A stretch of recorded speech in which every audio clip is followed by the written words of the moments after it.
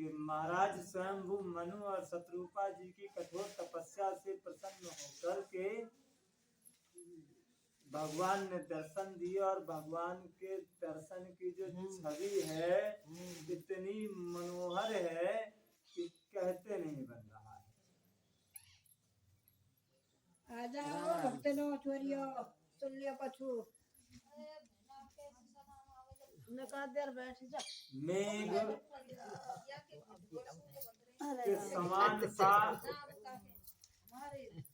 श्यामला शरीर सुंदर छवि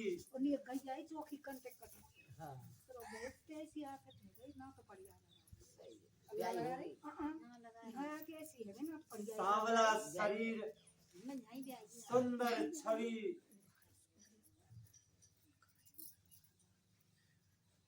और छवि ऐसे कि जिसको देखते ही करोड़ों कामदेव शर्मा जाएं, सकुचा जाएं।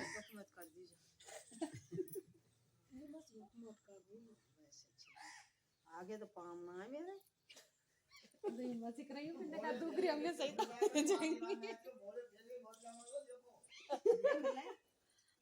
उनका मुख ऐसा लग रहा था कि देख करके जैसे कि जब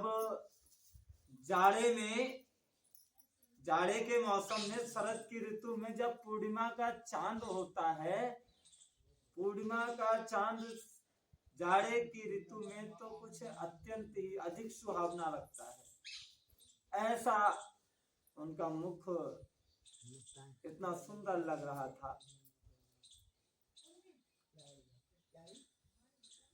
एक एक अंग उनका देखने का मन करता था और महाराज मनु एवं महारानी शत्रुपा उस सुंदर मुख से ही कुछ क्षणों के लिए निगाहें उनकी दृष्टि हटी नहीं। कभी तो उनके गाल देखते हैं, कभी उनकी ठोड़ी देखते हैं, कभी उनके गले की तरफ निगाह मारते हैं। हर चीज बहुत अच्छी, गला शंख के समान, लाल लाल होठ, सुंदर दांत, नाक सुंदर, मुस्कुराहट अत्यंत सुंदर, नेत्रों की छवि खिले हुए कमल के समान, इतनी सुंदर मूर्ति कि देखते ही रहने का मन करता है।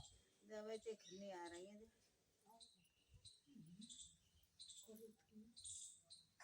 मनोहर सी चितवन, उनके देखने का तरीका, उस वो जब किसी की तरफ देखते जब वो तो व्यक्ति मोहित तो हो जाए, मनमोहक चितवन,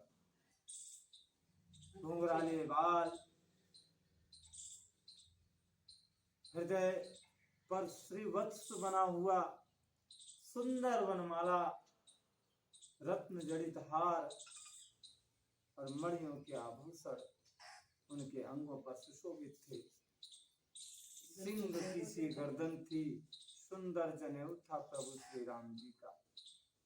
भुजाओं में जो गहने थे वो भी अत्यंत सुंदर थे, कम शोभा नहीं पा रहे। हाथी की सी सूंड के समान भुजदंड थे, कमर में तरकस और हाथ में धनुष और बाण शोभा पा रहे।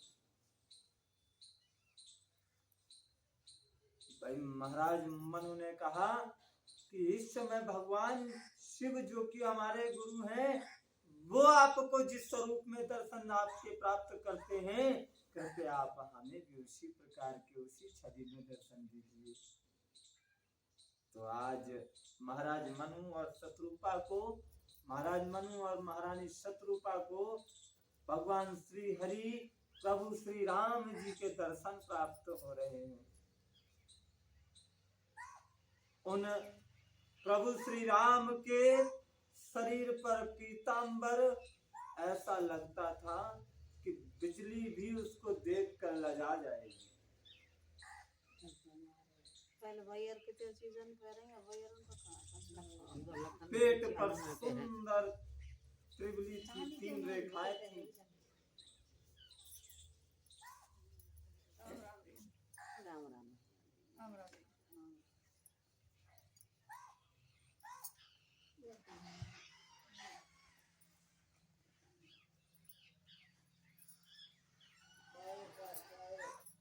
भगवान के उन चरण कमलों का तो वर्णन ही क्या करना। भगवान के बाएं भाग में सदा अनुकूल रहने वाली शोभा की राशि, जगत के मूल कारण रूपा आदि शक्ति श्री जानकी जी सुशोभित है, जिनके अंश से गुणों की खान अगणित लक्ष्मी पार्वती ब्रह्माणी त्रिलोकों की शक्तियां उत्पन्न होती हैं और जिनकी भाव के इशारे से ही जगत की रचना हो जाती है, वही भगवान की स्वरूपा शक्ति श्री सीता जी और श्री सीता जी प्रभु श्री राम जी की बाईं ओर स्थित है। शोभा के समुद्र प्रभु श्री राम जी के रूप को देखकर मनु शत्रुपा के नेत्र फटे रहे, अपलक निहार नहीं, मतलब उनकी पलक नहीं झपक रही है, एकदम से रुक से गए।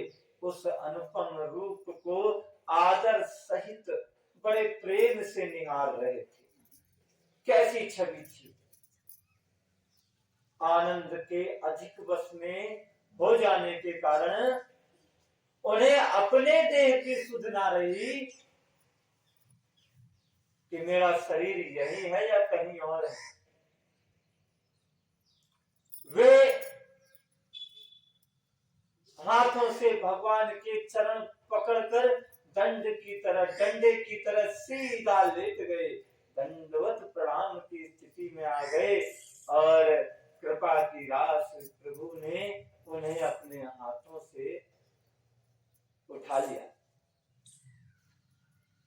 फिर भगवान बोले कि मैं अत्यंत प्रसन्न हूं,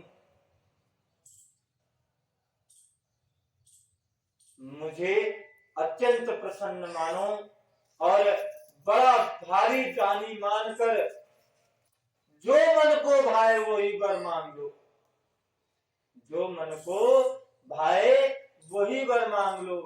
क्या कहते हैं तुलसीदास जी लिखते हैं कि बोले कृपा निधान पुनि अति प्रसन्न मोहि जान, मांगहु वर जोई भाव मन महादानी अनुमान। कहते हैं कि आप ऐसा जानो कि मैं आज अत्यंत प्रसन्न हूं और मुझ सा दानी इस जग में दूसरा नहीं है, इसलिए आप आज जो मांगेंगे आपको वही मिलेगा। मैं आप दोनों से अत्यंत प्रसन्न हूं।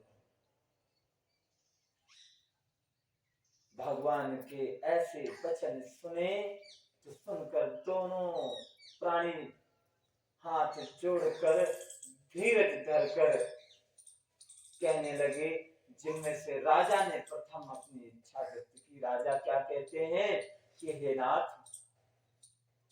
नाथ देखी पद कमल तुम्हारे, अब पूरे सब काम हमारे। देखो आज हमारे पास कितनी भी संपदा क्यों ना हो, अगर कोई ऐसा आ जाए कि भैया तू तो मांग ले जो कुछ मांगने को होए, और शायद तब भी हम कुछ ना कुछ तो इच्छा व्यक्त कर ही देंगे। जो विश्व का सबसे अमीर धनी है ना, अमीर व्यक्ति है, वो अभी भी इस चाहत में है कि मुझे और कितना मिल जाए।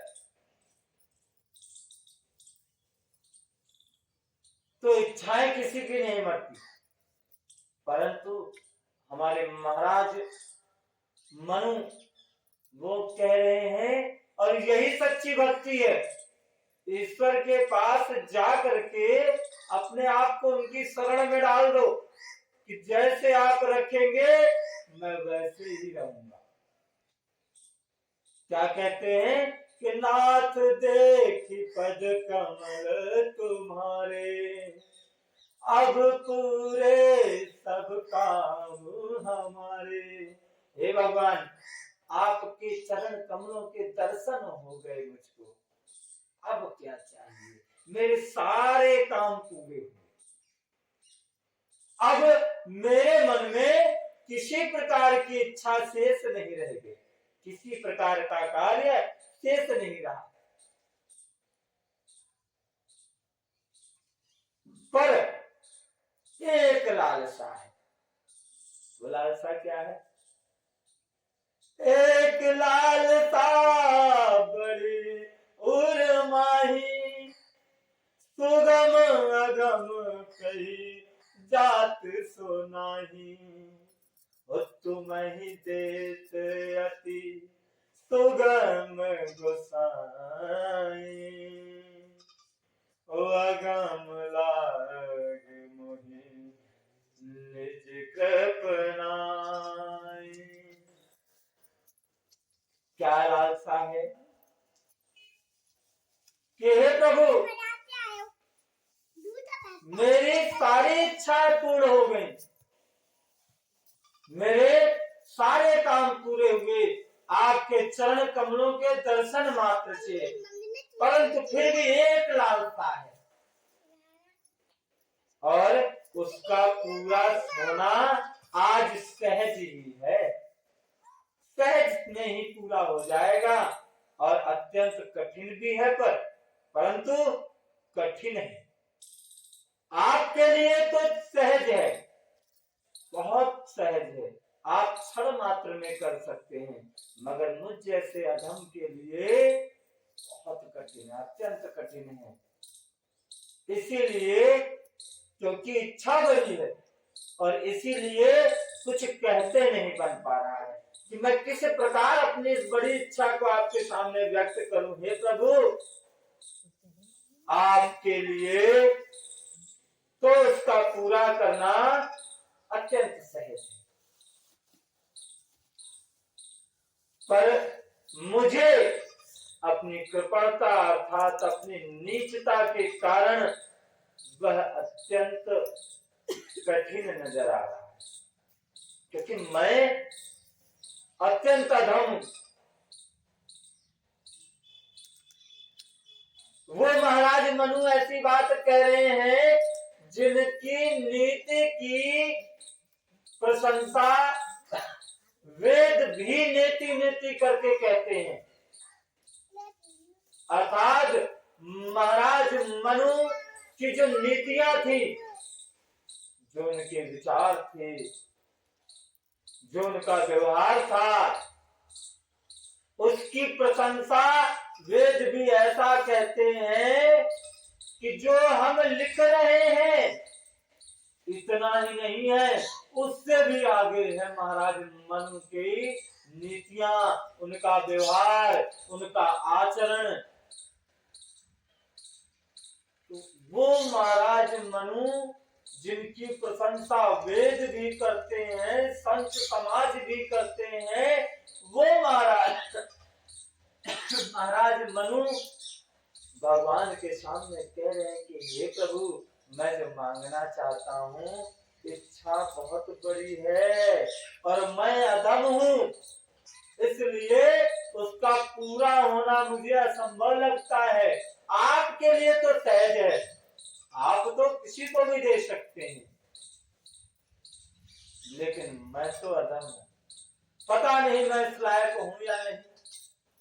फिर क्या कहते हैं कि जता दरिद्र विबुध तरु पाई, ओ बहु संपत बहु संपत्ति मांगत सतुचाई। और फिर क्या होता है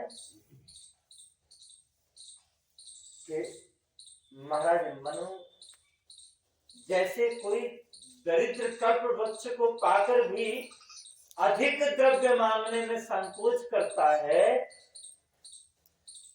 क्योंकि उसके प्रभाव को नहीं जानता। वैसे ही मनु महाराज कह रहे हैं, ठीक उसी प्रकार हे भगवान, मेरे हृदय में भी संशय हो रहा है कि मुझे जो मैं मांगना चाह रहा हूँ मिल सकता है, क्या मैं इस लायक हूँ?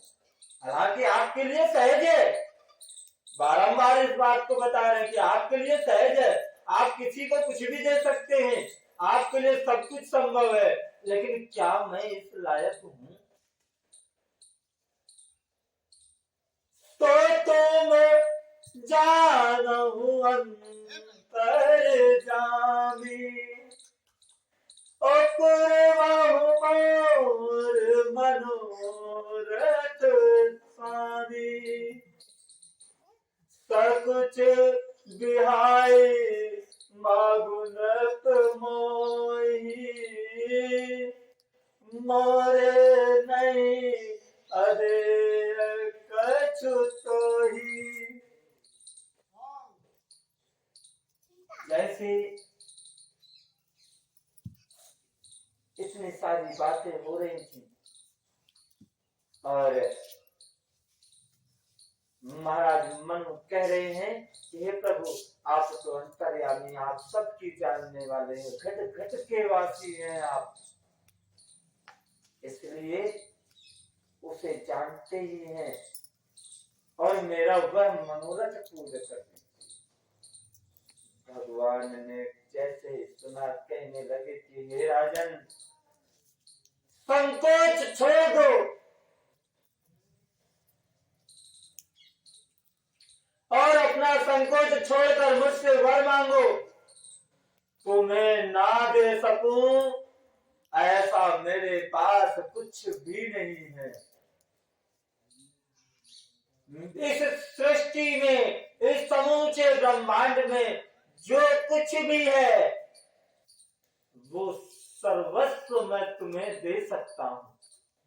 तुम अपने मुख से कुछ भी मांगो मिलेगा।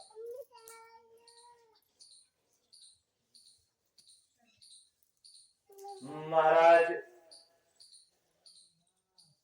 मनु क्या मांगते हैं? कि दान शिरोमणि कृपानिधि, नाथ कहूं सती भाव, और चाहे तुम्हें समान पुत, प्रभु सन कवन दुरा, प्रभु सन कवन दुरा। हे दानियों के शिरोमणि, हे प्रभु, महाराज मनु कह रहे हैं कि हे कृपानिधान, हे नाथ, मैं अपने मन का सच्चा भाव कहता हूं कि मैं आपसे आपके ही समान एक पुत्र चाहता हूं। प्रभु से भला क्या छिप सकता है? राजा की ऐसी प्रीति देखकर और उनके अमूल्य वचन सुनकर कृपा निधान बोले, ऐसा ही होगा राजा, परंतु जैसा तुमने कहा वैसा ही होगा, परंतु मैं अपने समान दूसरा कहाँ खोजूंगा? मैं अपने समान दूसरा कहाँ खोजूंगा? इसलिए स्वयं ही आकर तुम्हारा पुत्र बनूंगा। उस निर्गुण ब्रह्म को सगुण में आने का दूसरा कारण है ये। महाराज मनु को जब प्रभु ने दर्शन दिए तो महाराज मनु ने मांगा तो क्या मांगा कि प्रभु तुम समान सुख चाहिए, चाहो तुम ही समान सुख और प्रभु सन कवन दुरा, अर्थात हे प्रभु तुम्हारे समान ही पुत्र चाहिए हमको। भगवान ने भी कह दिया क्या मैं अपने समान कहाँ ढूंढने जाऊं, मैं स्वयं ही जा जाऊंगा।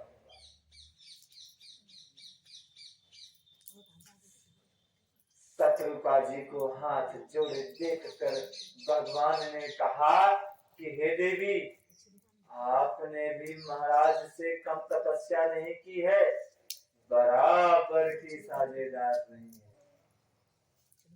आपने अब तक कुछ नहीं कहा, आपकी भी जो इच्छा हो आप वो मांग लीजिए। आज मैं आपसे अत्यंत प्रसन्न हूँ, आपकी जो इच्छा हो निसंकोच होकर कहो। शत्रुपा ने कहा कि हे नाथ, हमारे महाराज ने जो कि अत्यंत चतुर हैं, जो वर मांगा हे कृपालु मुझे तो वह ही अत्यंत प्रिय लगा है।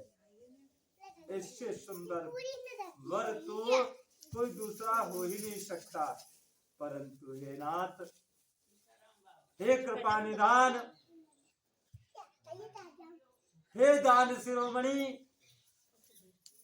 फिर भी मैं आपके सामने एक भिखारी करती हूँ। जबकि हे भक्तों का हित करने वाले नाथ, वह जटाई भी आपको तो अच्छी ही लगी। आप ब्रह्मा विष्णु महेश आदि के भी पिता परम पिता हैं। आप परमेश्वर हैं।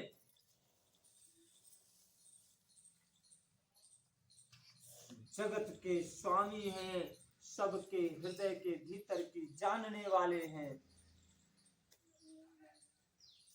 राम राम राम राम।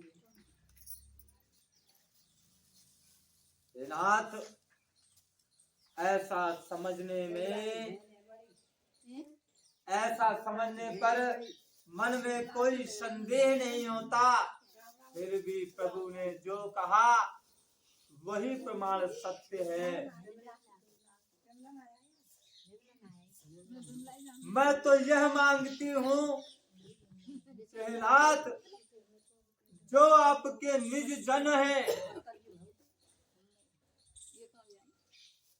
जो आपके निज जन हैं, जो अलौकिक अखंड सुख प्राप्त करते हैं और जिस परम गति को प्राप्त होते हैं, कहते हैं कि सोई सुख सोई गति सोई भगति। देखिए महारानी शत्रुपा जी ने क्या मांगा है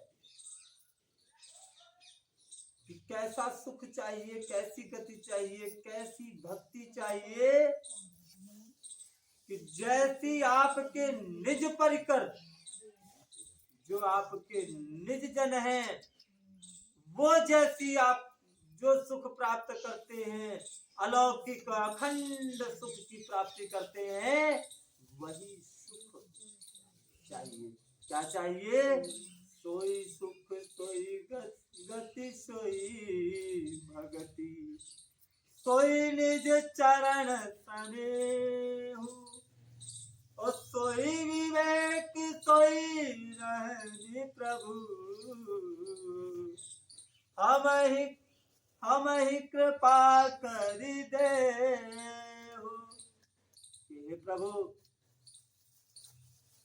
वही सुख चाहिए जो आपके परिजनों को, आपके निज जनों को मिलता है, जिनको आप बिल्कुल अपने से अलग नहीं करते हैं, जिनको अपना आप बिल्कुल खास जन मानते हैं, और उनको जो अखंड सुख प्राप्त होता है, वही हम दोनों पति पत्नी को प्राप्त हो। जो गति उनको प्राप्त हुई है, वही गति हम दोनों पति पत्नी को प्राप्त हो। जो भक्ति आपके निर्जनों को प्राप्त हुई हो, वही भक्ति हम दोनों को प्राप्त हो। और आपके चरणों में जो प्रेम आपके निर्जनों का है, वही प्रेम हमें भी प्राप्त हो, वही ज्ञान प्राप्त हो, वही रहन सहन की कृपा आप हमें कीजिए। रानी जी की कोमल वाणी और मनोहर श्रेष्ठ वाक्य की रचना सुनकर कृपा की खान भगवान बोले कि तुम्हारे मन में जो इच्छा है, वह सब मैंने तुमको दिया, इसमें कोई संदेह ना समझना। हे माता, मेरी कृपा से तुम्हारा अलौकिक ज्ञान कभी नष्ट नहीं होगा। तब मनु ने मां भगवान के चरणों की वंदना की और कहने लगे, हे प्रभु, आपके पास रहने से मेरी इच्छाएं बढ़ती जा रही हैं। आपके नजदीक रहने से ऐसा होता है ना कि जब हम किसी धनी मानी के पास पहुंच जाएं और वो हमको लुटाने के लिए सर्वस्व तैयार बैठा है कि आज त्यागी आवेगो तो आज त्यागी को मैं जो मांगेगो वो दूंगा, तो त्यागी जावेगो तो पहले तो ना ना ना ना ना ना करके, और फिर जब एक बार खुलेगो, हाँ तो यूं चाहिए, हाँ तो यूं चाहिए, हाँ तो यूं चाहिए। तो वही हिसाब आज हमारे महाराज स्वयंभू मनु का भी है। ये स्वभाव है। थोड़ी सी अगर छूट मिल जाए, किसी को आप उंगली पकड़ा दो तो सीधा बाजू पकड़ता है। आप अगर बैठने की जगह दे दीजिए तो पैर पसारने में व्यक्ति को समय नहीं लगता। ये तो मानवीय स्वभाव है। तो वही स्थिति इस समय महाराज मनु की, जिसे स्वयं कह रहे हैं कि हे प्रभु, मैं अपने मानवीय स्वभाव से, मेरी आपके सानिध्य में रहते हुए एक इच्छा और निवेदन करना चाहता हूँ। आपके चरण, अच्छा इच्छा क्या है? अगर इच्छा सात्विक है, अगर इच्छा धर्म से जुड़ी है,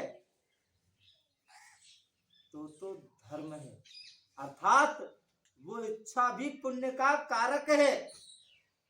और अगर इच्छा विषयों में आसक्ति की है, अगर इच्छा ये सांसारिक है, तो वह पाप के गर्त में धकेलती है।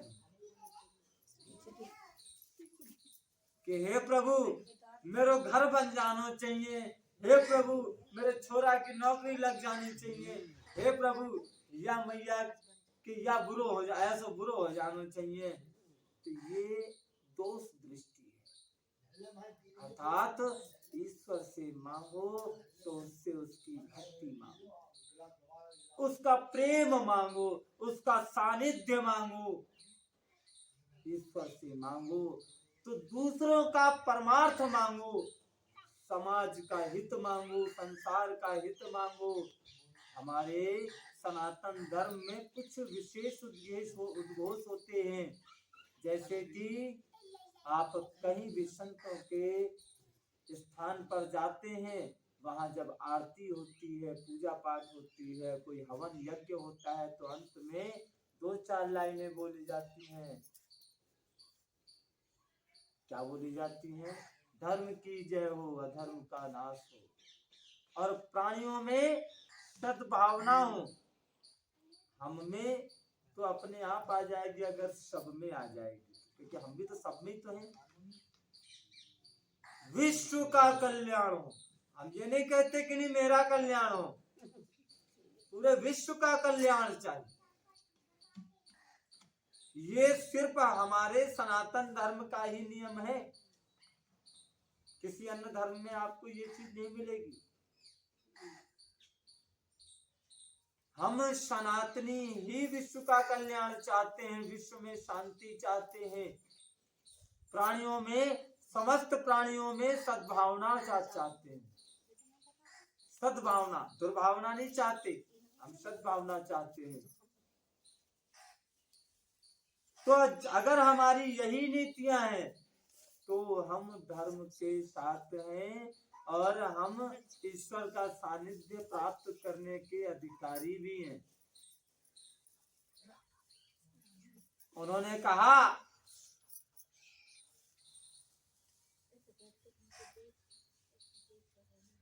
क्या चाहिए? अगर मुझको चाहिए तो आपके चरणों में वैसी ही प्रीति, आपके चरणों में वैसी ही प्रीति चाहिए जैसी पुत्र के लिए पिता की होती है। चाहे मुझे कोई बड़ा भारी मूर्ख ही क्यों ना कहे, जैसे मणि के बिना सांप और जल के बिना मछली नहीं रह सकती, वैसे ही मेरा जीवन आपके अधीन रहे, अर्थात आपके बिना मैं ना रह सकूं। अपनी मृत्यु तो उन्होंने उसी क्षण मांग ली थी। अपनी मृत्यु तो उन्होंने उसी क्षण मांग ली थी।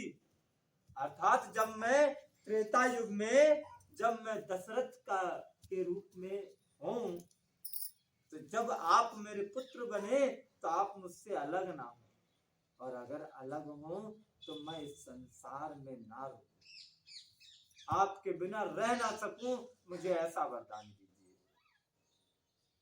ऐसा वर मांग कर राजा भगवान के चरणों में गिर पड़े और चरण पकड़ लिए कसके। तब दया निधि भगवान ने कहा कि हे राजन, ऐसा ही होगा। अब तुम मेरी आज्ञा मानकर देवराज इंद्र की राजधानी में जाकर वास करो। वहीं से उनको इंद्रलोक का वास दे दिया।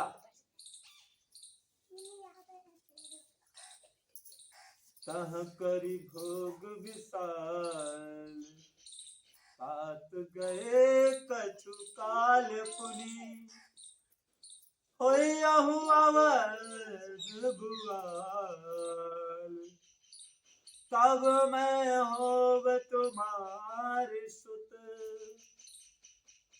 कहने लगे कि हे राजन, अब आप इंद्रलोक में जाओ और वहीं जाकर के वास करो, और वहां अन्य भोगों को भोगिए, और कुछ काल बीत जाने के बाद तुम अवध के राजा होगे, और तब मैं तुम्हारा पुत्र होऊंगा। इच्छा निर्मित मनुष्य रूप सजकर मैं तुम्हारे घर में प्रकट होऊंगा, घर में जन्म लूंगा। हे तात, मैं अपने अंशों सहित देह धारण करके भक्तों को सुख देने वाले चरित्र करूंगा। कैसे कहते हैं? तुलसीदास जी लिखते हैं, इच्छा में नरवेश संवारे, होयऊ प्रकट निकेत तुम्हारे, अंसन सहित देह धरि ताता, करी हम चरित भगत सुख दाता, करियऊ चरित भगत सुखदाता। कि मैं अपनी इच्छा से मनुष्य का शरीर धारण करूंगा और तुम्हारे घर जन्म लूंगा। हे मनु, हे तात, मैं अपने समस्त अंशों के साथ देह धारण करके भक्तों को सुख देने वाली लीलाएं करूंगा। जिनको बड़े भाग्यशाली मनुष्य आदर सहित सुनेंगे और उसे सुनकर ममता और मद त्याग कर भव सागर से सहज तर जाएंगे। अर्थात यहाँ ममता को मोह का स्थान दिया है। ममता माँ में ही होती है ना। ममता एक तो निरासक्त होती और एक आसक्ति से सनी हुई होती है। अपना बेटा चाहे कितना भी गलत कर ले, माँ को गलत नहीं लगता। ये ममता दोषनीय है। इस प्रकार की ममता में दोष लगता है। और दूसरे का बेटा अगर अपने बेटे के साथ लड़ जाए तो दूसरे का बेटा चाहे सही क्यों ना हो, लेकिन हम उसी का दोष लगाएंगे। ये दोष है। तो जो ऐसी ममता अर्थात मोह को, मद को ये कथा सुनकर त्याग देता है, उस को भव सागर से पार लग जाना तय है। राम जी स्वयं कह रहे हैं कि जो आदर सहित हमारी ये कथा सुनेगा वह भव सागर से तर जाएगा, पार हो जाएगा। और ये जो हमारे वाम अंग में आप आदि शक्ति को देख रहे हैं, वह माया है। यह मेरी स्वरूप भूता माया है और ये भी जन्म लेंगी, ये भी अवतार लेंगी। इस प्रकार मैं तुम्हारी अभिलाषा पूरी करूंगा। यह मेरा प्रण सत्य है, सत्य है, सत्य है।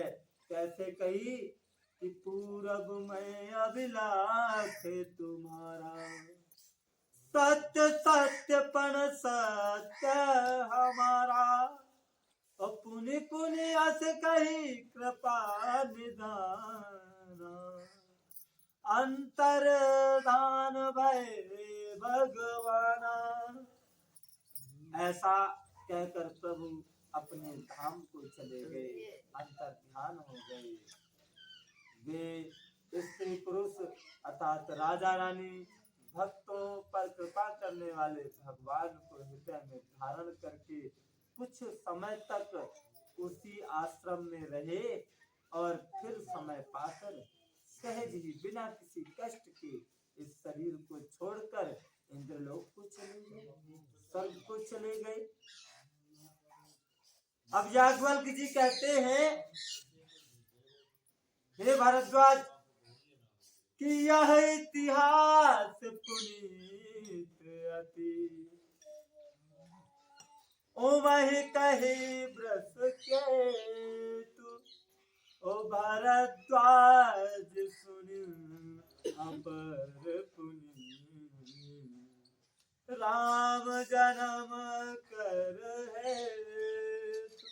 कहते हैं कि हे भारद्वाज, इस अत्यंत पवित्र इतिहास को भगवान भोलेनाथ ने माता पार्वती जी से कहा था। अब प्रभु श्री राम के अवतार लेने का एक अन्य कारण भी सुना। पहला कारण, देव ऋषि नारद ने प्रभु को श्राप दिया। दूसरा कारण, महाराज मनु और महारानी शत्रुपा ने अपने पुत्र स्वरूप में वरदान मांग लिया अब ये कारण कैसे हुई?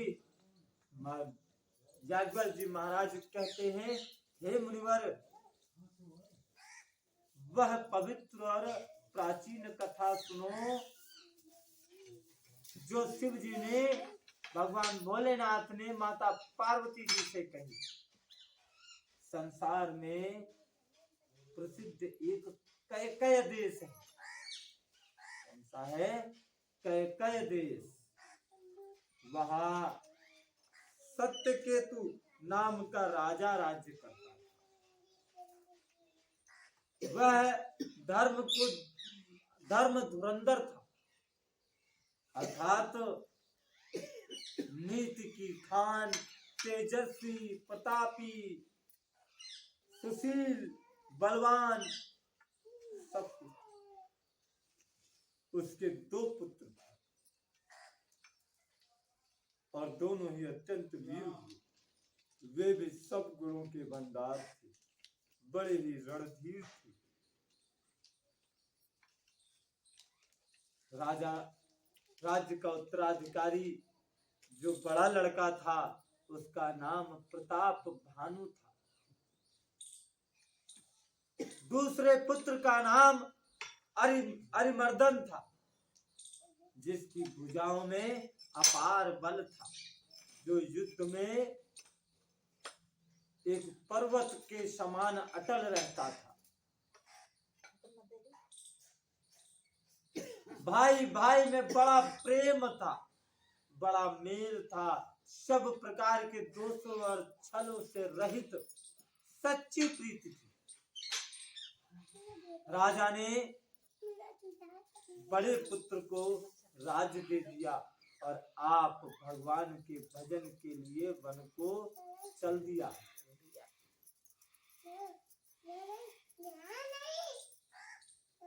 जब प्रताप भानु राजा हुए तो देशों में उसकी दुहाई फिर गई।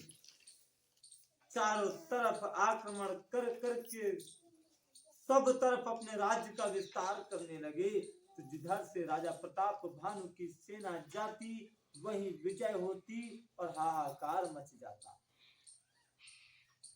वह वेद में बताई हुई विधि के अनुसार उत्तम रीति से प्रजा का पालन करने लगा। उस राज्य में पाप का कहीं लेस भी नहीं रह गया था। पाप के आचरण राजा प्रताप भानु को अच्छे नहीं लगते थे। राजा का हित करने वाला और शुक्राचार्य के समान बुद्धिमान धर्मरुचि नामक उसका मंत्री था। इस प्रकार बुद्धिमान मंत्री और बलवान तथा वीर भाई के साथ ही स्वयं राजा भी बड़ा प्रतापी और रणधीर था। साथ में अपार चतुरंगिणी सेना, जिसमें असंख्य योद्धा थे और जो सब के सब रण में जूझ मरने वाले थे। पीठ दिखाने वाले योद्धा नहीं थे वो। अपनी सेना को देखकर राजा अति प्रसन्न होता।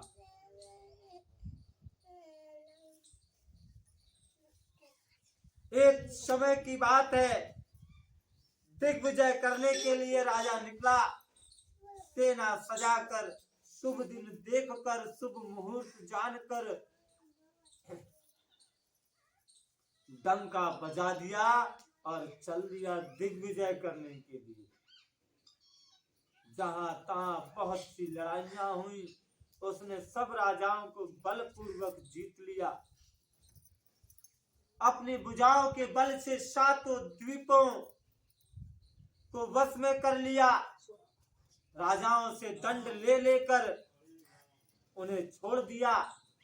संपूर्ण पृथ्वी मंडल का उस समय प्रताप भानु ही एकमात्र चक्रवर्ती राजा हो गया। संसार को अपनी भुजाओं के बल से वश में करके राजा ने अपने नगर में प्रवेश किया।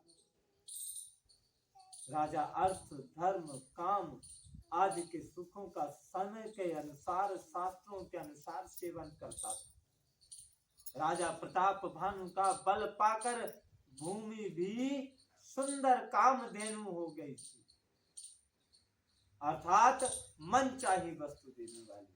उनके राज्य में प्रजा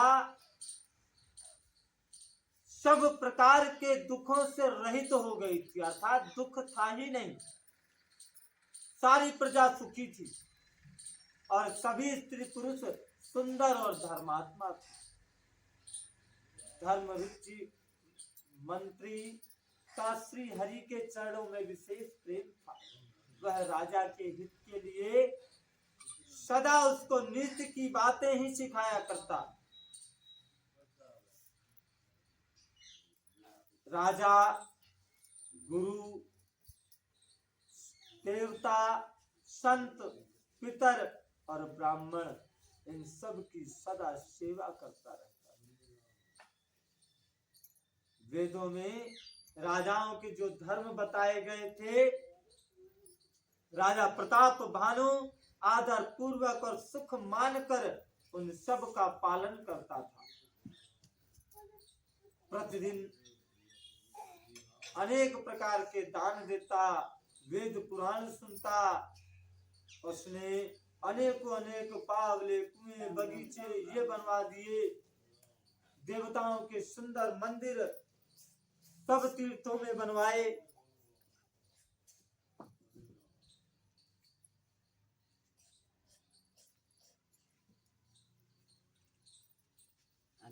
वेद पुराणों में जितने यज्ञ कहे गए, राजा ने एक एक करके सब यज्ञों को प्रेम सहित हजार हजार बार किए।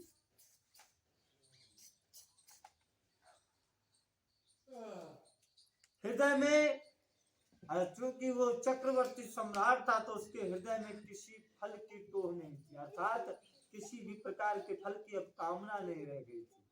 राजा बड़ा ही बुद्धिमान था, ज्ञानी था, धर्मात्मा था। वह ज्ञानी राजा कर्म, मन और वाणी से कुछ भी धर्म करता था, सब भगवान वासुदेव की अर्पित कर देता था। एक बार की बात है, वह राजा एक अच्छे घोड़े पर सवार होकर शिकार का सब सामान सजाकर विंध्याचल के घने जंगलों में गया, जहां उसने बहुत से उत्तम उत्तम हिरण मारे।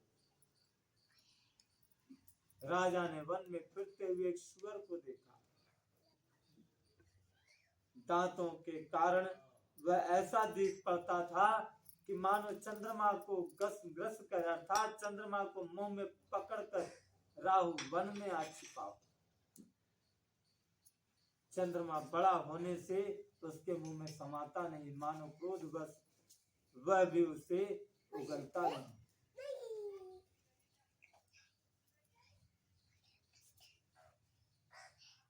और जैसे ही उस सुअर ने घोड़े की आहट सुनी, वह घुरघुराता हुआ कान उठाए चौकन्ना हो गया। नील पर्वत के शिखर के समान उस सुअर को जैसे ही राजा ने देखा, उन्होंने घोड़े को उसकी ओर दौड़ा दिया। राजा ने सुअर को ललकारा। घोड़े को अपनी तरफ आता देखकर सुअर बहुत तेजी से भाग चला। राजा ने तुरंत ही बाण को धनुष पर चढ़ाया और सुअर बाण को देखते ही धरती में बैठ गया। जंगली सुअर बड़ा और मायावी भी था। राजा रह रहकर बाण चला रहे हैं, परंतु मायावी सुअर बचता रह रहा है और भागता जा रहा है। राजा पीछे पीछे, सुअर आगे आगे। जहां हाथी घोड़े के निकलने का रास्ता नहीं था, उसी रास्ते में पहुंच गया। अब राजा की सेना पीछे रह गई। राजा बिल्कुल अकेला। वन में परेशानियां भी बहुत होती हैं, जंगलों में परेशानी बहुत होती है, फिर भी राजा ने पशु का पीछा नहीं छोड़ा। राजा को उस सुअर ने जाना कि राजा तो मुझे पकड़ के छोड़ेगा, तो सुअर एक बड़ी गहरी गुफा में जा घुसा। उधर जाना कठिन देखकर राजा को बहुत पछता कर लौटना पड़ा, पर उस घोर वन में वह रास्ता भूल गया था। बहुत मेहनत करने के कारण राजा थक गया था। घोड़े को भी भूख लगी थी और राजा भी भूखा था, प्यासा था। इसलिए किसी नदी तालाब की तलाश में खोजता खोजता पानी बिना बेहाल हो रहा था राजा जब पानी की तलाश में था तो जंगल में घूमते घूमते उसने एक आश्रम देखा और उस आश्रम में वही कपटी महात्मा बैठा हुआ था। वहां पर एक महात्मा बैठा था जो कपटी था। कपट से उसने महात्मा का वेश धारण कर रखा था।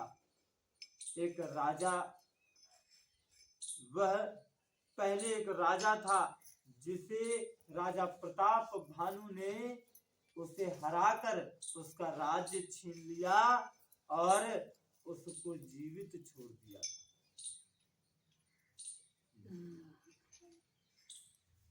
और वह युद्ध से भाग गया था। प्रताप भानु का समय अच्छा चल रहा था, तो अच्छा समय जानकर और अपना बुरा समय जानकर अनुमान कर उसने मन में ग्लानि हुई। इससे वह ना तो घर गया और ना अभिमानी होने के कारण राजा प्रताप भानु से ही मिला। दरिद्र की भांति मन ही में क्रोध को मारकर वह राजा तपस्वी के भेष में मन में रहता था। राजा उसी के पास जा पहुंचा, अर्थात अपने शत्रु के पास, और उस कपटी मुनि ने राजा को तुरंत पहचान लिया कि हाँ यही है, आज आया हमारे पास। राजा प्यासा तो था ही, उसे पहचान नहीं सका। अच्छा देखिए, जिस प्रकार वो हारा हुआ राजा यहाँ पर मुनि का वेश बनाए हुए रखे, ऐसे ही हमारे भी समाज में कई लोग ऐसे हैं जिन्होंने महात्माओं का वेश बना लिया है, वेश बना रखा है। मन कर्म और वचन से वो महात्मा नहीं, लेकिन वो महात्मा का वेश बना करके अपनी इच्छाओं की पूर्ति और अपने अनैतिक कार्यों की पूर्ति हेतु, अनैतिक कार्यों की पूर्ति के हेतु, उसी के उद्देश्य से उन्होंने महात्मा का वेश धारण कर रखा। इसीलिए तुलसीदास जी ने भी संत और असंत की व्याख्या की है। तो हमको भी जिस प्रकार ये राजा प्रताप भानु धर्मावलंबी होने के बावजूद आज कितनी विपरीत परिस्थितियों में फंसने जा रहा है, अगर हम भी संत और असंतों में पहचान नहीं कर पाए तो हम भी राजा प्रताप भानु की भांति ही जाकर फंसेंगे और हमें भी घोर नरक की प्राप्ति होगी।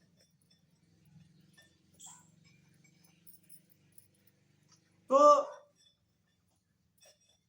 राजा उसे पहचान नहीं सका। सुंदर वेश देखा, राजा ने उसे महामुनि समझा और घोड़े से उतरकर प्रथम उसे प्रणाम किया। परंतु राजा भी राजा था, चक्रवर्ती सम्राट था, उसने अपना नाम नहीं बताया। पर फायदा क्या बनता है, वह तो सब जान रहा है, वह तो आपसे हारा हुआ, आपसे अपमानित हुआ राजा। राजा को प्यासा देखकर उसने सरोवर दिखला दिया और हर्षित होकर राजा ने घोड़े सहित उसने स्नान और जलपान भी किया। सारी थकावट राजा की मिट गई, राजा सुखी हो गया। तब तपस्वी उसे अपने आश्रम में ले गया। सूर्यास्त का समय जानकर उसने राजा को बैठने के लिए आसन दिया। फिर वह तपस्वी कोमल वाणी से बोला कि हे राजन, तुम कौन हो? सुंदर युवक होकर जीवन की परवाह न करके वन में अकेले क्यों फिर रहे हो? तुम्हारे चक्रवर्ती राजा के से लक्षण देखकर मुझे बड़ी दया आती है। राजा ने कहा, हे मुनीश्वर सुनिए, प्रताप भानु नाम का एक राजा है, मैं उसका मंत्री हूँ। शिकार के लिए फिरते हुए मैं रास्ता भूल गया हूँ। बड़े भाग्य से यहाँ आकर मैंने आपके चरणों के दर्शन पाए हैं और हमें आपका दर्शन दुर्लभ था।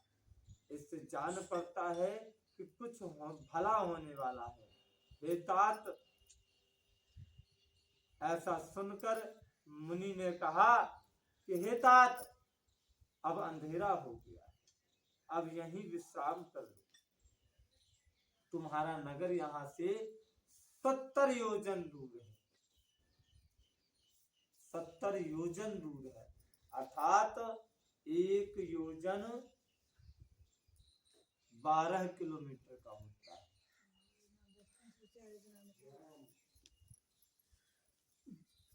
तो 630 किलोमीटर दूर है।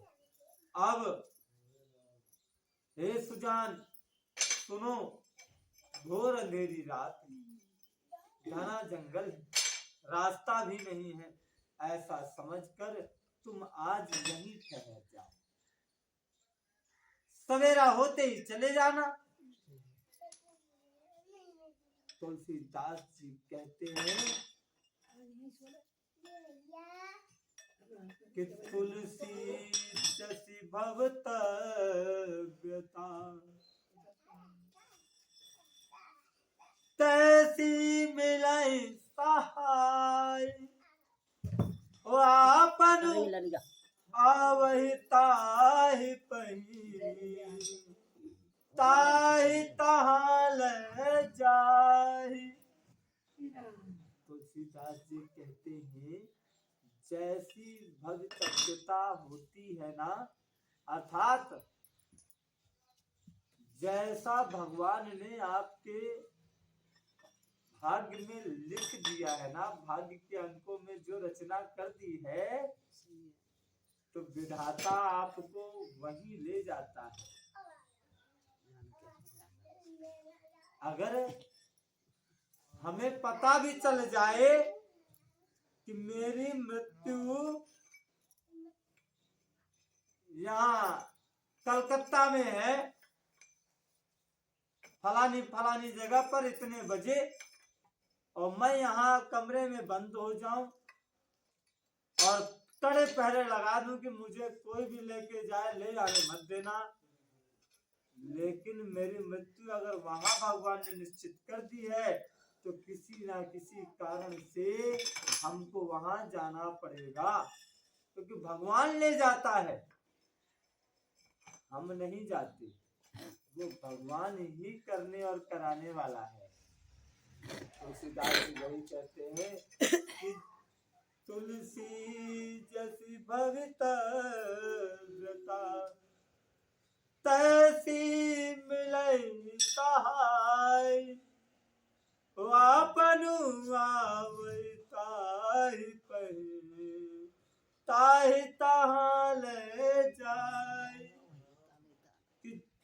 जैसी होनहार होती है वैसी ही सहायता मिल जाती है। अगर आपके पास आपके साथ अगर अच्छा होना है तो आपके साथ अच्छे अच्छे लोग मिलते चले जाएंगे। अगर आपके साथ बुरा होना है तो आपके साथ बुरे बुरे लोग मिलते चले जाएंगे। या तो जो कुछ होना है या तो वह आपके पास आ जाएगा या आपको स्वयं वहां ले जाएगा। दो में से एक ना एक तो घटना घटेगी। तो हे नाथ, यही आज उस राजा प्रताप भानु के साथ भी हो रहा है।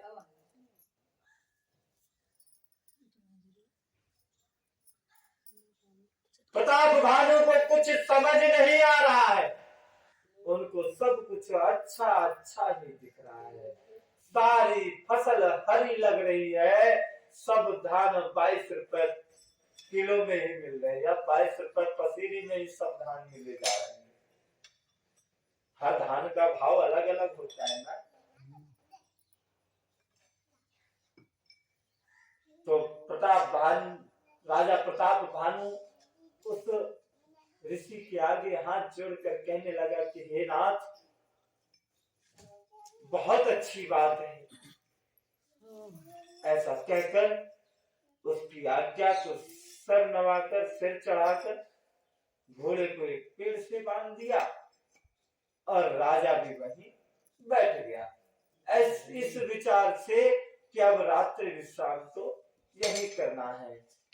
और राजा उन महामुनि की, उस कपटी मुनि की अत्यंत प्रशंसा करने लगा, चरणों की वंदना करने लगा।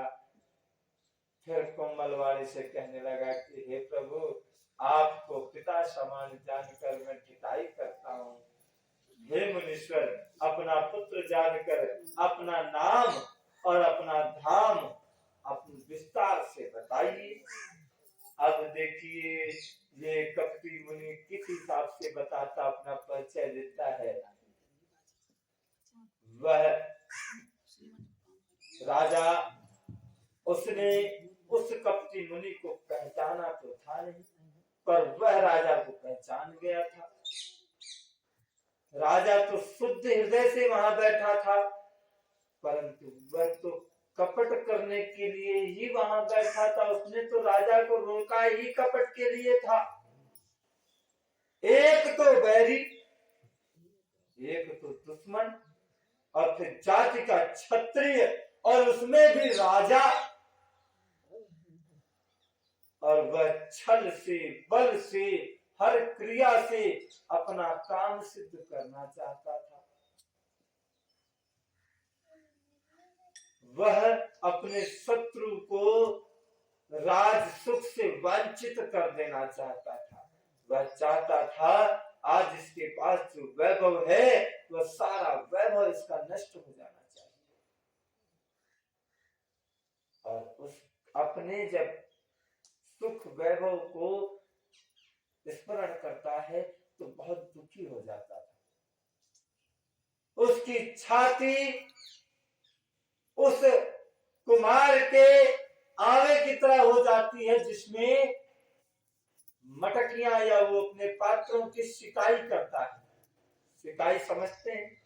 जैसे जो कच्ची मिट्टी के बर्तन बनाकर की आग की भट्टी में सेकते हैं तो वो जितनी गर्म हो जाती है वैसे ही उसकी छाती जलती है, जलन होती है।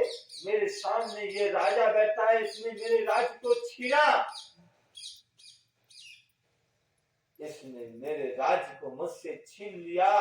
मैं एक राजा का वैभवशाली जीवन व्यतीत करता था और आज इसने मुझे सारे सुखों से वंचित कर दिया। ऐसा मैं क्या करूं जिससे इसका भी सारा, ये भी अपने सारे वैभवों से, सारे सुखों से वंचित हो जाए।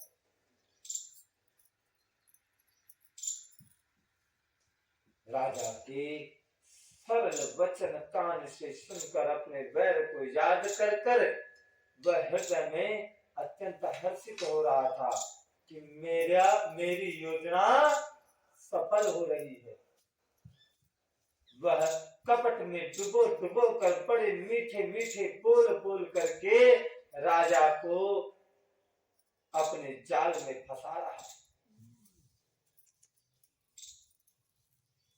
और कहता है कि भैया राजन, हमारा नाम भिखारी है। क्यों? क्योंकि हम निर्धन हैं, अनिकेत हैं, अर्थात हमारे कोई धन संपत्ति नहीं है, कोई घर द्वार नहीं है। राजा ने कहा कि हे भगवान, आपके सदृश विज्ञान और निधान और सदृश विज्ञान के निधान और सर्वथा अभिमान रहित होते हैं। वे अपने स्वरूप को सदा छिपाए रहते हैं। क्यों? क्योंकि कुवेश बनाकर रहने से ही सब तरह का कल्याण होता है। प्रकट संत वेश में मान होने की संभावना होती है और मान से पतन की। अगर आप लोगों को ये दिखाते हैं कि हम पूजा पाठ कर रहे हैं, हम बड़ा धर्म कर रहे हैं, तो इससे लोग आपकी प्रशंसा करेंगे और जब लोग प्रशंसा करेंगे तो हमें अपना मान बढ़ता दिखेगा और जब मान बढ़ेगा तो उसके पहले अभी लग जाएगा। तो जब अभी लगता है तो क्या हो जाएगा? मान की अधिकताई। अभी का पर्यायवाची शब्द अधिकार, अर्थात अधिक होता है। तो जो चीज अधिक हो जाती है तो फिर वो अभी हो जाती है और जब अभी हो जाती है तो इधर मान की जब बात आती है मान की तो अभिमान हो जाता है और जब अभिमान किसी चीज का हमको हो जाए तो वह विनाश का कारण होता है।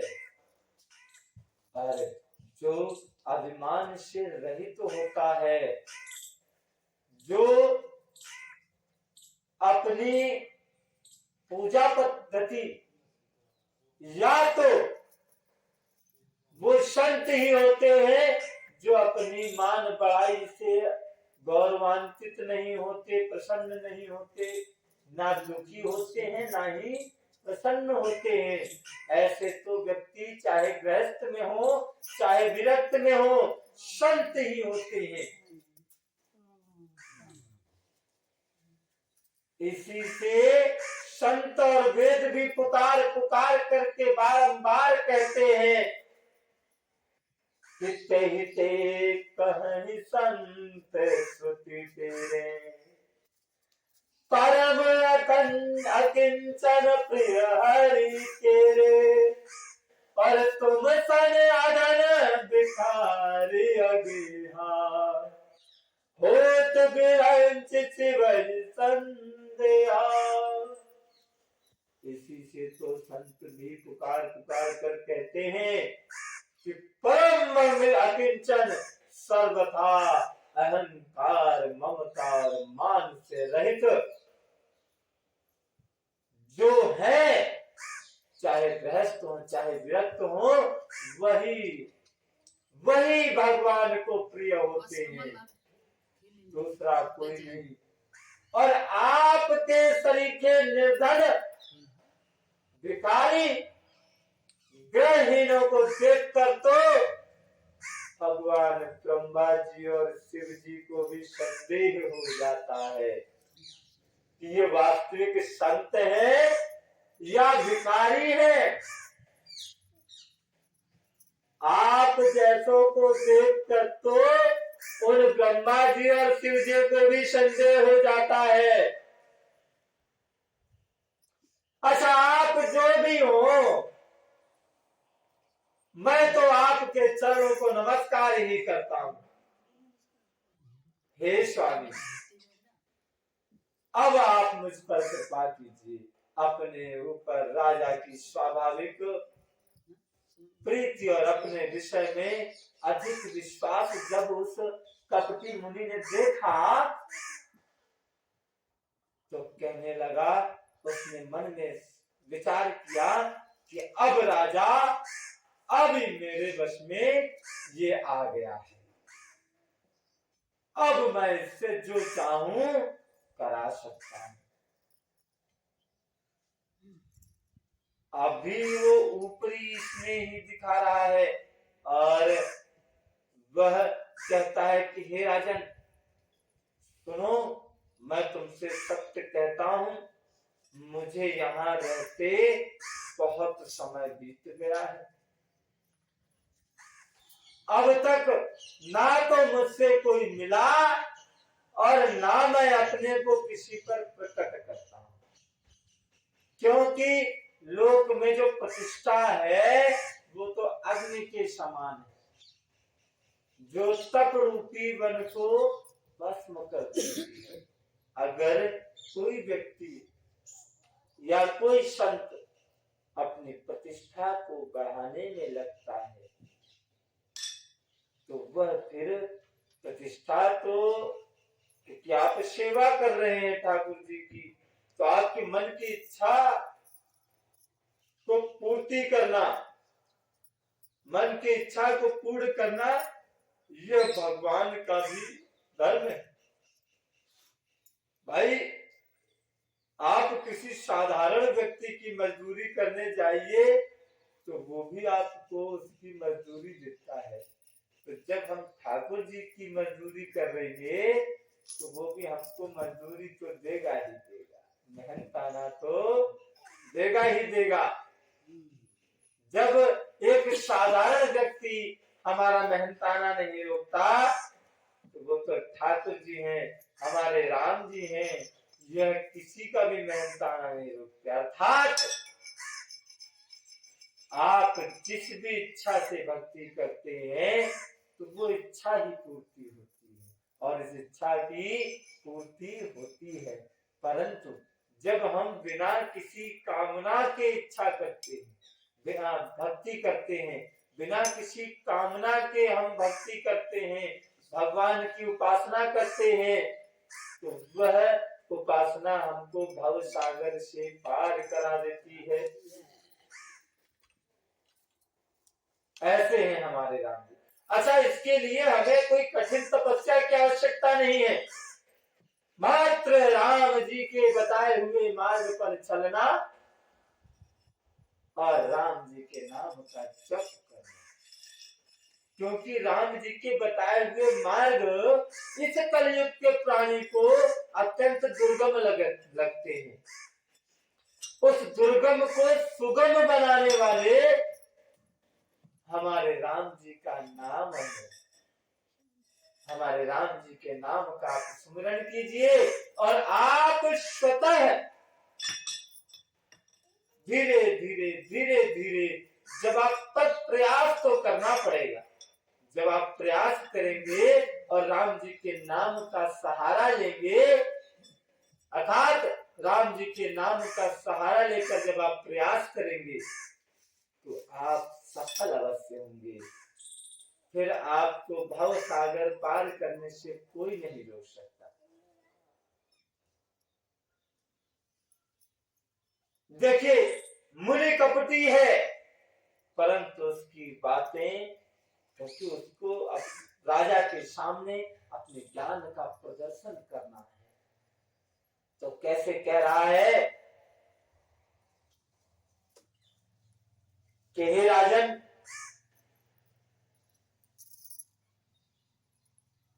मैं तुमसे सत्य कहता हूं, यह जो लोक है, इस लोक में प्रतिष्ठा जो है वह हमारी तपस्या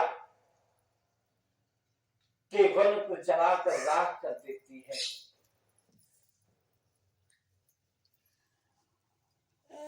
तुलसीदास जी भी बात कहते हैं कि तुलसी देखे सुवेखु भूलहि मूढ़ न चतुर नर, सुंदर कैसी देखु बचन सुधा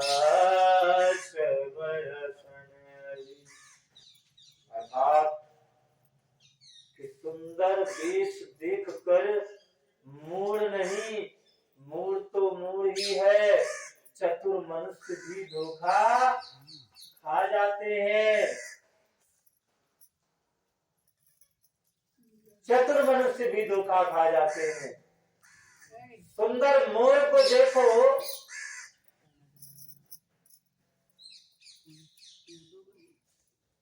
सुंदर मोर को देखो, उसका वचन अमृत के समान होता है, उसकी आवाज कितनी सुंदर लगती है। मोर की भी उसका ऊपर का पहनावा कितना सुंदर लगता है, उसका एक एक पंख, उसका पंख देखने का मन करता है, अपने पास रखने का मन करता है। परंतु उसका आहार क्या है कोई जानता है? मोर क्या खाता है? सर्प का भोजन करता है, जो जहरीला होता है, वो सर्प का भोजन करता है। इस तपस्वी ने कहा कि इसी वजह से मैं इस जगत में छिप कर रहता हूँ, श्री हरि को छोड़कर किसी से मेरा कोई प्रयोजन नहीं है, और ना ही मैं कोई प्रयोजन रखता हूँ। प्रभु को बिना जनाए ही सब जानते हैं, मैं किसी से कुछ भी ना कहूँ तो भी प्रभु मेरे मन की तो जानते हैं। फिर कहो, संसार को रिझाने से क्या सिद्धि प्राप्त होगी? अरे बात सत्य है कि प्रभु तो सबके हृदय में विराजमान है, प्रभु तो सबके हृदय में विराजमान है। और हमको क्या चाहिए, कब चाहिए, ये सब विधाता ने, ईश्वर ने, हमारे राम जी ने हमारे भाग्य में लिख रखा है। तो फिर जो चाहिए वो तो हमको मिलेगा ही मिलेगा।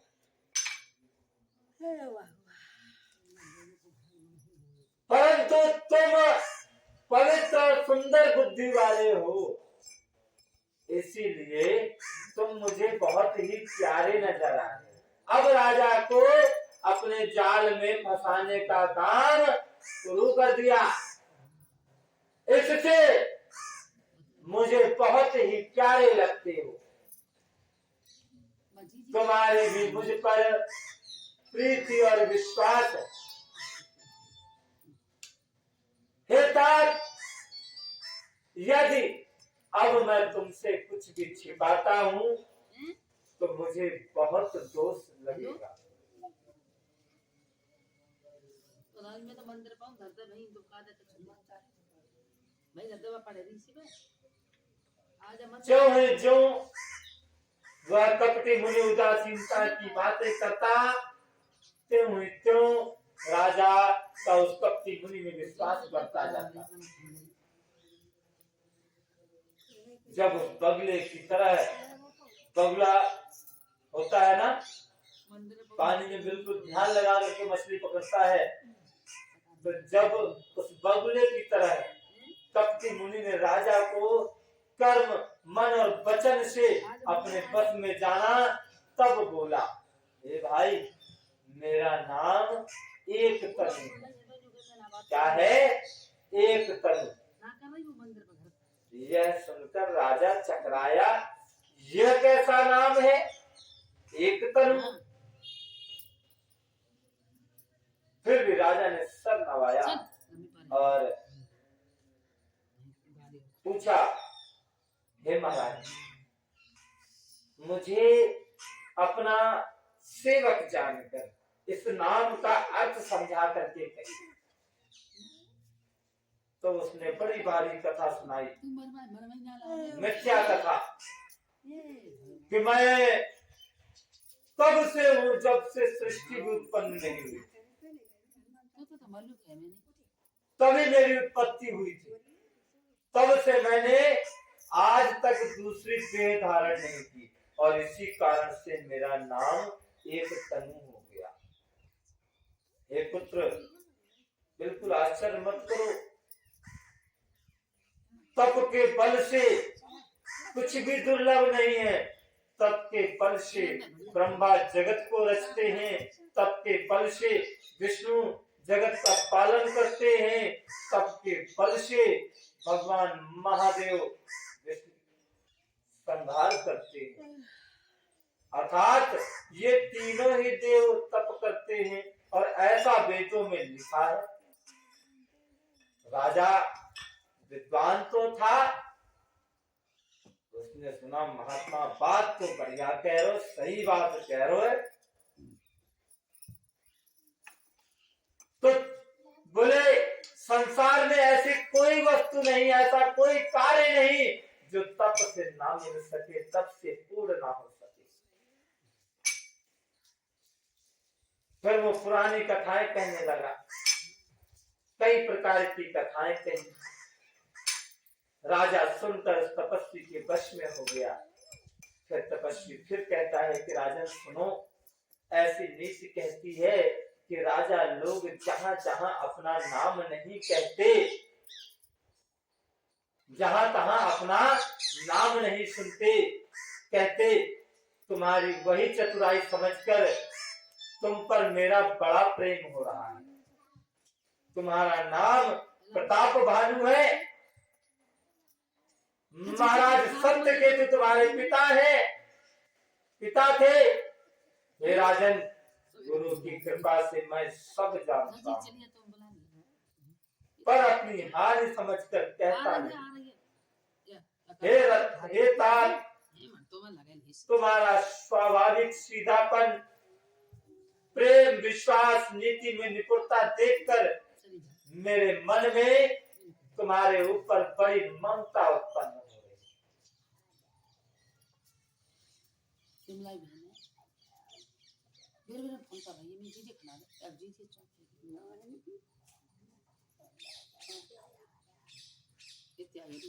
इसीलिए मैं तुम्हारे पूछने पर अपनी कथा कह रहा हूं। अब मैं प्रसन्न हूं, इसमें संदेह ना करना। राजा ने मुनि के वचन सुने। उसने मुनि के पैर पकड़कर सब प्रकार से विनती की कि हे दयालु सागर मुनि, आपके दर्शन से ही मुझे चारों पदार्थ मिल गए, धर्म मिल गया, कर्म मिल गया, धर्म मिल गया और मोक्ष भी प्राप्त हो जाएगा। आपको प्रसन्न देखकर क्यों ना ऐसा करूं कि मैं आपसे कुछ वर मांग लूं।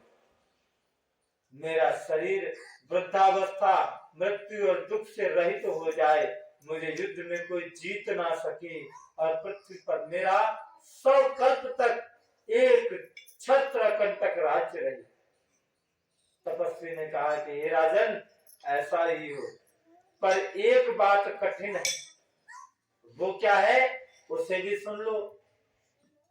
हे पृथ्वी के स्वामी, केवल ब्राह्मण कुल को छोड़कर काल भी तुम्हारे चरणों पर सर नवाएगा। तप के बल से ब्राह्मण सदा बलवान होते हैं, उनके क्रोध से रक्षा करने वाला कोई नहीं। हे नरपति, यदि तुम ब्राह्मणों को अपने वश में कर लो तो ब्रह्मा, विष्णु, महेश भी तुम्हारे अधीन हो जाएंगे। ब्राह्मण कुल से जोर जबरदस्ती नहीं चल सकती। मैं दोनों भुजा उठाकर सत्य कहता हूं कि हे राजन सुनो, ब्राह्मणों के श्राप के बिना तुम्हारा नाश किसी काल में नहीं होगा। राजा उसके वचन सुनकर बड़ा प्रसन्न हुआ और कहने लगा कि हे स्वामी, मेरा नाश अब नहीं होगा। हे कृपा निधान प्रभु, आपकी कृपा से मेरा सब समय कल्याण ही होगा।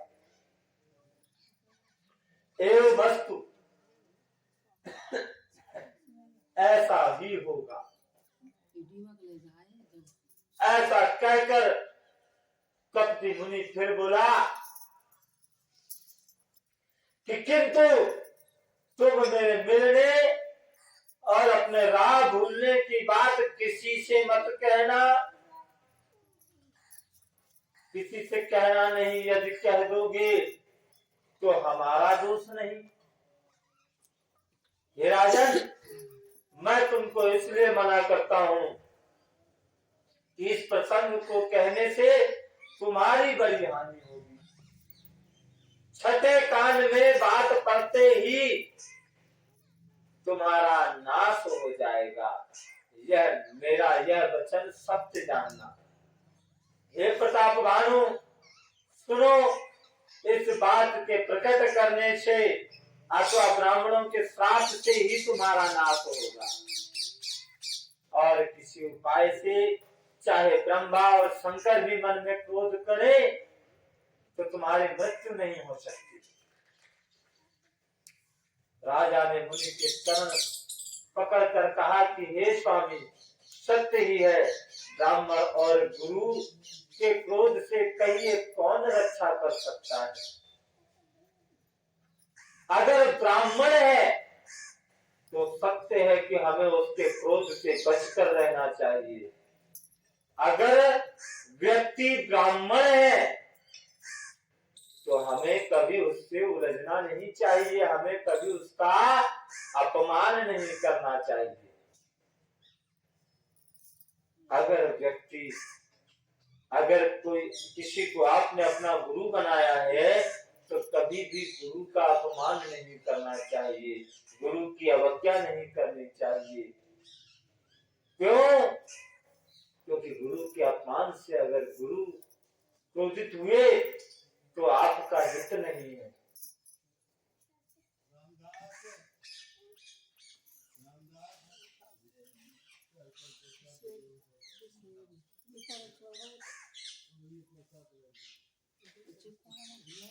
इसलिए यदि मैं आपके कथन के अनुसार नहीं चलूंगा तो भले ही मेरा नाश हो जाए, मुझे इसकी चिंता नहीं। मेरा मन तो है हे प्रभु, केवल एक ही डर से डर रहा है कि ब्राह्मणों का श्राप बड़ा भयानक होता है। वे ब्राह्मण किस प्रकार से वश में आ सकते हैं, कृपा करके वह भी बतलाइए। अब उस कपटी मुनि ने अपनी चाल फेंकी, अपना पासा फेंका और कहता है कि हो ही विप्रवश कवन विधि,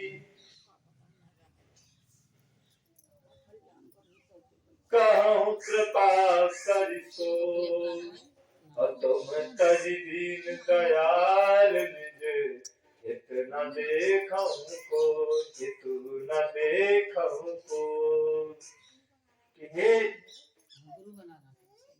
हे मुनिवर, वे ब्राह्मण किस प्रकार से बस हो सकते हैं? राजन कहते हैं, कृपया आप मेरा मार्गदर्शन करें। हे दीन दयालु, आपको छोड़कर किसी और को अब मैं अपना हितैषी नहीं देख रहा हूँ। हे राज, तब कपटी मुनि कहता है कि हे राजन सुनो, संसार में उपाय तो बहुत हैं, पर वे कष्ट साध्य हैं, बड़ी कठिनता से बनाने में आते हैं, और इस पर भी सिद्ध हो जाए इस बात की कोई गारंटी नहीं। सिद्ध हो या ना हो तो उनकी सफलता निश्चित नहीं हो सकती। हाँ, एक उपाय है जो कि बहुत ही सहज है, परंतु उसमें भी एक कठिनता है। राजन, वह युक्ति तो मेरे हाथ है, पर मेरा जाना तुम्हारे नगर में नहीं हो सकता। जब से पैदा हुआ हूं तब से आज तक किसी के घर अथवा गांव नहीं गया। वो कपटी मुनि कहता है कि हे राजन, वह युक्ति तो मेरे हाथ में है, परंतु मैं आज तक किसी के गांव में नहीं गया, किसी के घर नहीं गया। यही एक कठिनता है। परंतु यदि नहीं जाता हूं तो तुम्हारा काम बिगड़ता है। और आज यह बड़ा असमंजस आ पड़ा है। यह सुनकर राजा कोमल वाणी से बोला कि हे नाथ, वेदों में ऐसी नीति कही है कि बड़े स्नेह लगुन पर करही, गिरि निज सिर सदा तन धरही, और जलधि अगाध मोले बहनु, और संतत धरन धरत सिर रेनु। कहते हैं कि हे मुनिवर, बड़े लोग छोटों पर हमेशा स्नेह करते हैं और करना चाहिए, ऐसी वेदों की नीति है। वेदों ने जो सिद्धांत बनाए उन सिद्धांतों के अनुसार बड़ों को हमेशा अपने छोटों से स्नेह ही करना चाहिए। पर्वत अपने सिरों पर सदा घास को धारण करते हैं। पर्वत कितना भी ऊंचा क्यों ना हो, पर उसकी चोटी पर भी जाएंगे तो शुद्ध पत्थर उस पर भी आपको घास मिलेगी। और घास कितनी होती है, जरा जरा सी घास, वो भी वहीं आपको मिलेगी।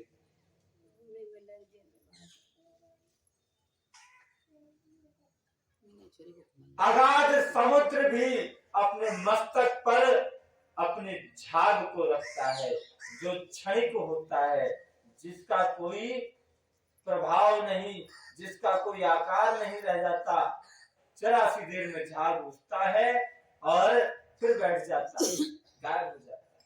परंतु जब भी उठता है तो समुद्र में सबसे ऊपर, जल के ऊपर झाग दिखता है। धरती अपने सर पर सदा धूल को धारण करती है। धरती में ऐसा कोई स्थान नहीं जहाँ धूल न मिले, है ना। और धूल को हम क्या मानते हैं?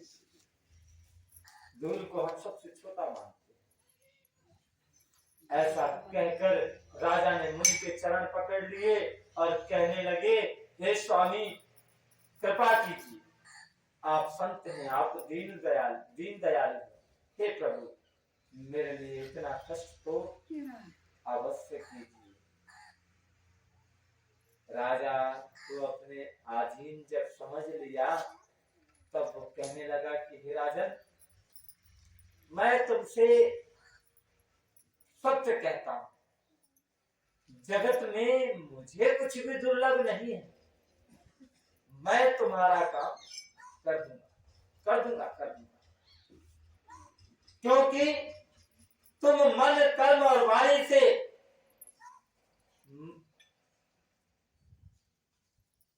और शरीर से मेरे भक्त हो चुके हो। पर योग, युक्ति, जप, तप और मंत्र का प्रभाव तभी फलीभूत होता है जब वे छिपा करके किए जाए। यही नहीं, हे नरपति, मैं आऊंगा, पर मैं यदि रसोई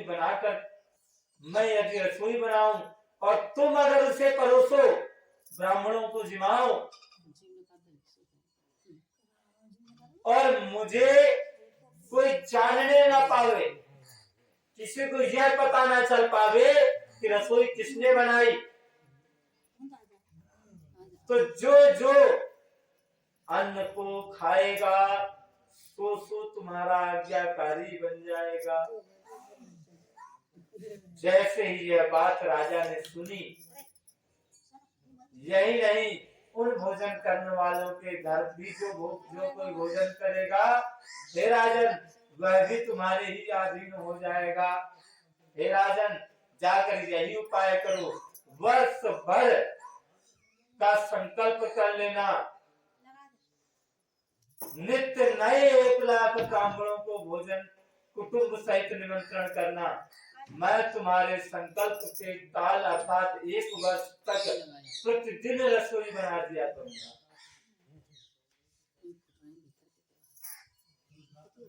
नित नूतन द्विज सहस सत और बरहु सहित परिवार, और मैं तुम्हारे संकल्प लगी और दिन ही करबी जेवनार। सियावर रामचंद्र जी की जय, पवन सुत हनुमान जी की जय हो। जय जय श्री सीताराम। तो मैया कल 11 है, जहां जहां भी आवाज जा रही हो, जो जो भक्तगण 11 की कथा सुनने के इच्छुक हो, कल पन्ना 11 है, अवश्य सुननी चाहिए। राम जी की कथा सुने, 11 व्रत की कथा सुने और गुरु जी की कृपा, उनके आशीर्वाद को प्राप्त करें।